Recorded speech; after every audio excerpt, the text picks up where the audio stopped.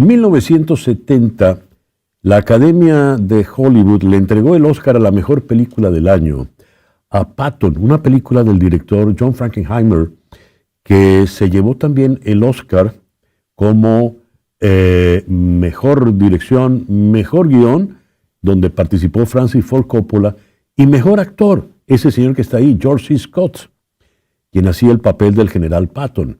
La película comenzaba con el general Patton dando una arenga frente a un grupo de soldados que no veíamos, se movía de un lado a otro del escenario con su fusta, su bastón de mando, su uniforme y todas sus condecoraciones, y arengaba a los soldados a la batalla. En ese entonces, los guionistas tomaron parte del discurso que dio Patton antes del desembarco en África, y era un discurso para reclutas jóvenes, adolescentes que nunca habían entrado en batalla y que no tenían mucho entrenamiento dada la premura del combate. Les decía, no hay que morir por su patria, hay que hacer que otros mueran por su patria para que nosotros ganemos. Fue un discurso muy fuerte.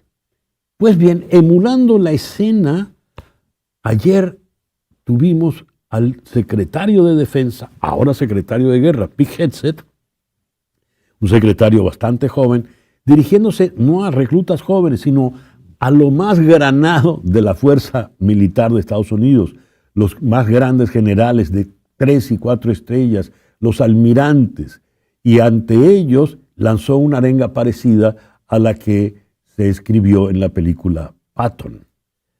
Más Patton era una película de 1970 sobre una guerra que había concluido en 1945.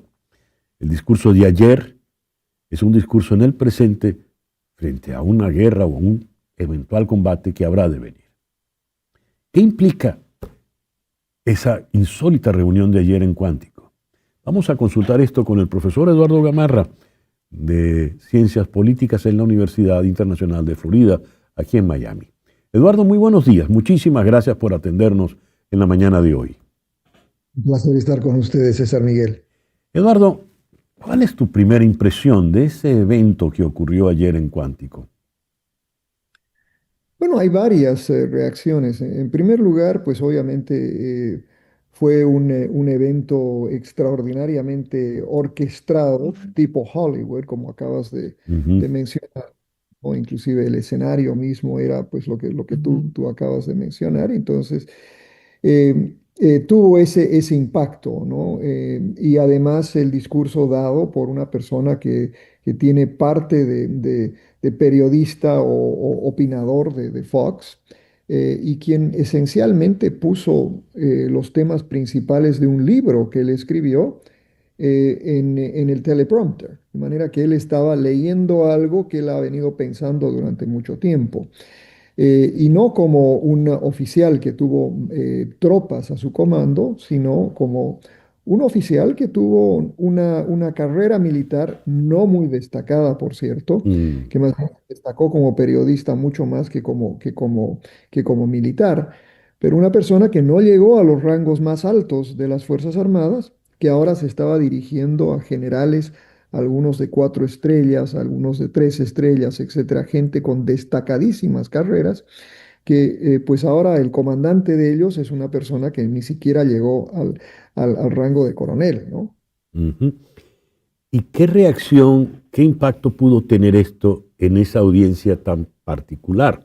Lo digo porque al final él se despide con la expresión muy militar Godspeed y esperaba una ovación y el silencio fue abrumador. ¿Qué impacto, qué reacción va a tener esto en el mundo militar, Eduardo? Yo no leería mucho en el hecho de que los militares no aplaudieron. Esa Ujú. no es la costumbre de los militares aplaudir en estos. O sea, lo importante de entender es que históricamente al menos las Fuerzas Armadas norteamericanas han sido apolíticas. Ujú. Ellas no deliberan, ¿no? Y esto es algo que a propósito está en casi todas las constituciones latinoamericanas. Las Fuerzas Armadas básicamente obedecen al liderazgo civil, ¿no? Esto es un precepto muy importante. Pero también tiene que ver con el liderazgo civil que hemos tenido, que ha intentado siempre despolitizar a las Fuerzas Armadas. Y este es gran parte de lo que estamos viendo ahora. Es un intento abierto por parte de esta administración de politizar a las Fuerzas Armadas.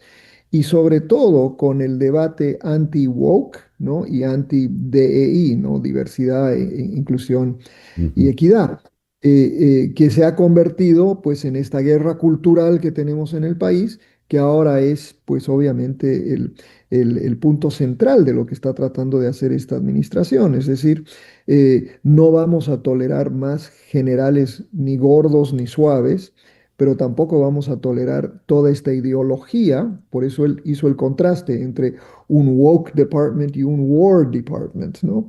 ujú. Y esa es la nueva ideología y además con la fuerza de el liderazgo civil que le dice al militar que si no cumple, pues puede renunciar o puede ser básicamente echado de las Fuerzas Armadas, ¿no? A propósito de esto, el presidente Trump dijo algo que después trató de presentar como una humorada. Esta es una audiencia, un salón muy silencioso. Pueden aplaudir si ustedes quieren y si no les gusta lo que yo digo pueden salir, pero si salen con ustedes salen los rangos y también su futuro.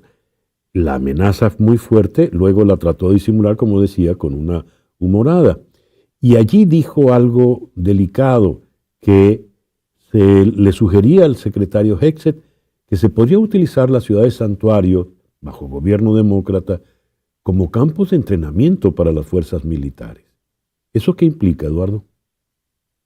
Bueno, para los que no conocen un poco la historia de las relaciones cívico-militares en Estados Unidos, a finales del siglo XIX se dio este debate y se lo dio particularmente en el contexto de hasta qué momento las Fuerzas Armadas podían en realidad actuar dentro del territorio norteamericano. Ujú, Y se una ley, la ley que se llama Posse Comitatus, que esencialmente divide la función militar es externa y la función policial es interna. Solo en momentos de seguridad nacional excepcionales puede ser utilizada la Fuerza Armada dentro del territorio nacional y sobre todo la Guardia Nacional. Esto pasó, por ejemplo, en el caso del año 94, en las manifestaciones en Los Ángeles. Acá el año 92 vino la Guardia Nacional después del huracán Andrew. O sea, en funciones muy específicas.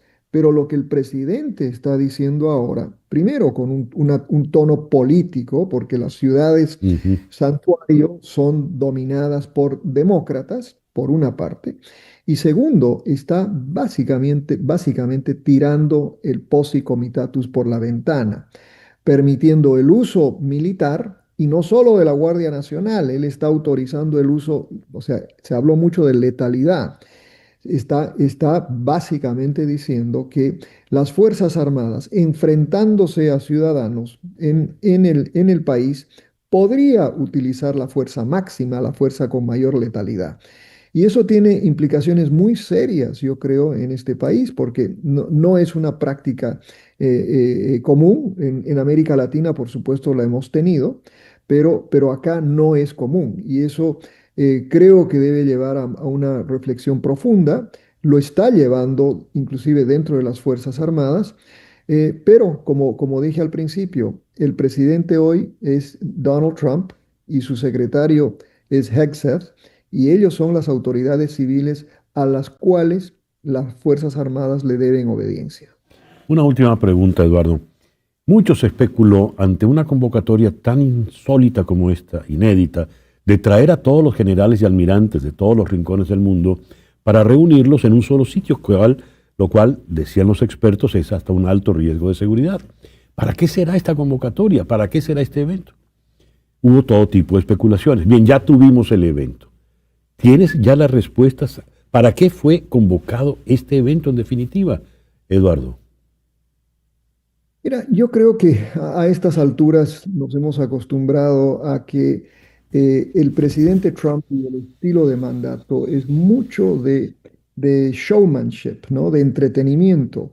Y Ujú, lo de ayer fue entretenimiento. Y el hecho de que todas las cadenas de televisión básicamente pasaron en vivo el discurso o los discursos, hace que tenga un impacto de relaciones públicas profundo. Envía un mensaje muy fuerte y no solo hace eso, sino que el mismo día se está debatiendo si se van a enviar tropas a Oregon y ya comenzó además la actuación militar en Memphis, ¿no?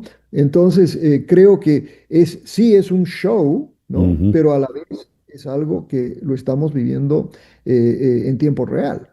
Sí. Y Dios quiera que no hayan consecuencias más serias de las que, en términos de romper esta noción de la separación entre un Ujú. rol policial, ¿no? Un rol específicamente policial Sí. y esta línea fina que está cruzando el Departamento de Guerra, como se llama ahora, ¿no? Eduardo, muchas gracias por estos minutos en la mañana de Claro, hoy. claro que sí. El profesor Eduardo Gamarra de FIU.